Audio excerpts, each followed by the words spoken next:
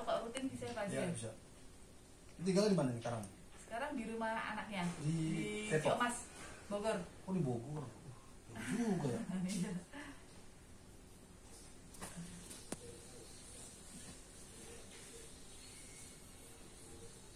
Yang penting maksudnya bisa beraktivitas.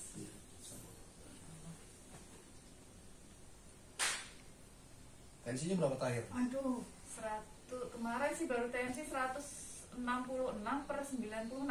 Masih tinggi ya, 166 kan? Iya. Aduh, Colek. aduh. Colek lagi.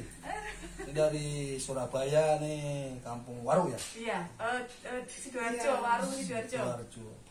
Nah itu Sidoarjo. Dekat Kabupatennya bandara. Surabaya gitu. Enggak, Sidoarjo, terus kabupaten. Sidoarjo itu kabupaten ya, Mas? Oh, dan Kabupaten ya. Kabupaten. Dekat bandara Juanda. Oh, masuk ke Surabaya tadi? Iya. Oh.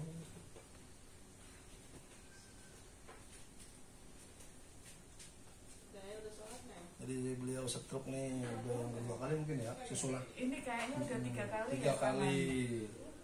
Dari Surabaya. Sehat, semangat. Haji. Colek lagi. Oke, Dang, cukup.